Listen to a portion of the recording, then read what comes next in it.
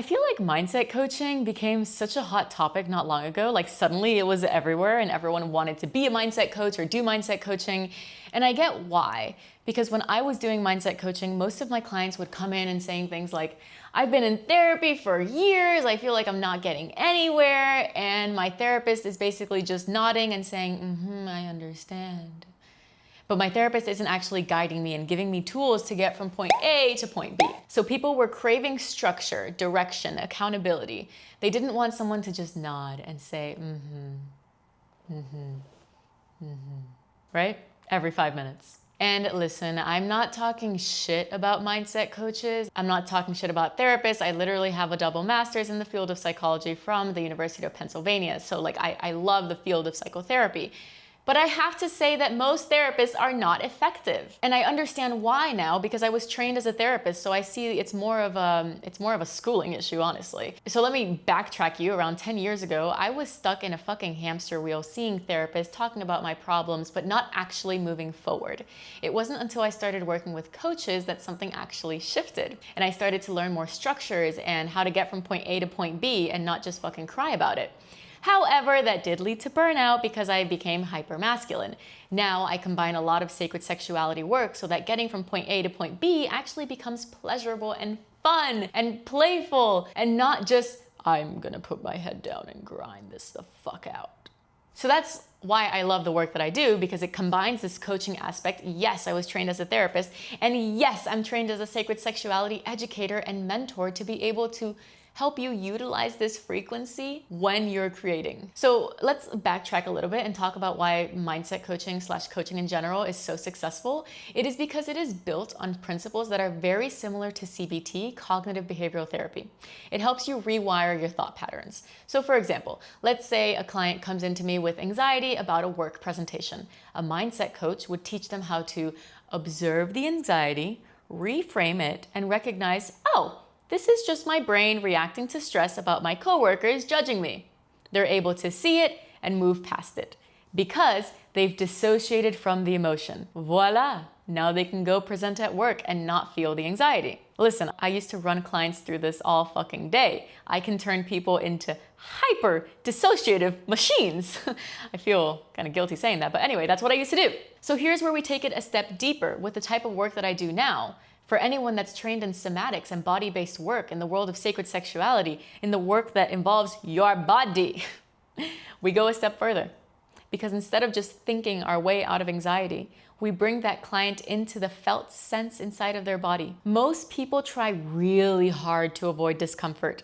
Whether it's anxiety, depression, heartbreak, stress, we resist it, we push it, we're like, I don't wanna fucking feel this. But think about it. When you feel a negative emotion, what's your instinct? Do you sit with it? Do you say, oh, where in my body do I feel this? Where is it? Or do you numb it and distract yourself and go on Instagram or go get a cocktail at your favorite bar with your girls? Most people don't want to sit with it because we live in an instant gratification society.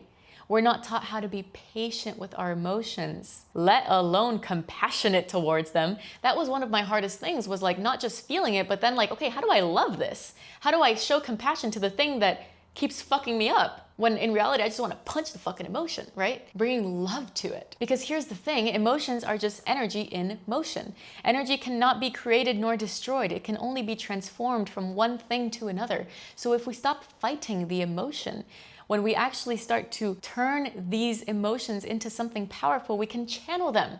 And this goes into the work of the energetic immune system, which I talked about in this other video that I'll link up here, and I talk about in my membership, so I'll link that in the show notes. But utilizing this energetic immune system and utilizing your emotions as fuel is the core of why I do what I do. Because hello, we're humans, we're gonna have emotions. So why not become the alchemist of the emotion instead of the victim, instead of the person that just wallows in it, instead of the person that dissociates from it? Why not utilize what we're already given? So let me give you an example of emotional alchemy. Let's take anger. So many women carry pent-up rage, and a lot of women carry it in their hips specifically. And a lot of women are terrified to feel it because society doesn't exactly reward a woman for expressing her anger. Meanwhile, men can punch a wall and no one blinks. I've had plenty of boyfriends punch a wall and I'm like, oh, he was mad. Yeah, that makes a lot of sense. But if a woman punched a wall, you'd be like, oh, she needs to be institutionalized. So in the work that I do, I invite my clients into rage rituals, to have them scream into pillows, punch pillows, throw a tantrum, yell obscenities like fuck you and this isn't fair and oh my fucking God, I'm so pissed. And what happens when you finally let it out is this deep, deep stillness, this deep awareness, a grounded presence. It's your masculine container coming online because the feminine was actually given space to feel, express, and do, instead of holding it all together in this tightly contained box. And then when we're in that place of stillness, we can bring in love and acceptance and pleasure, creative energy, turning that into orgasmic energy. There's another video for that, so I won't go into it now, but yes, this is the point. We can alchemize those energies into something greater. Stop dropping the bag on your healing by stifling your emotion. Stop running in circles. Emotions aren't here to ruin your life. They're here to reveal something to you. Your anger is a portal. Your sadness is a portal, your shame is a portal. And to complete the circle here, that's why mindset coaching falls short. I mean, yeah, it works. You see really fucking quick results. I had a 3-month program, and at the end of those 3 months with my clients, they would come out unstoppable. They'd feel like, oh my God, I have control over my life. But your body and your nervous system will always sabotage your progress if you have not yet attuned to the somatic body, if you've not yet talked into your body and really assessed what is going on. So this is why somatic work is a non-negotiable. Mindset coaching is half of the equation. I've actually sat a lot with the question of what I do because I've been trained in so many different modalities. On my website, you can see all of my qualifications. It's actually fucking crazy how many things I've trained in.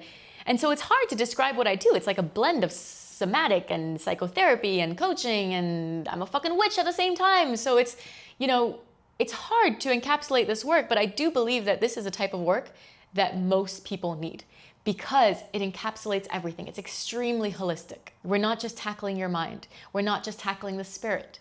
We're working with the body. We're working with everything in between. So if this resonates with you, I am accepting applications for one-on-one coaching. If you want more group work, I have my membership open for the embodied woman, a place where women come together to feel, to heal, to express, to witness each other. You can find all of those links in the show notes. And if you're like, I actually don't know if I'm ready to invest, I got you, because I have a free portal with free practices made for women that are desiring to connect with their bodies.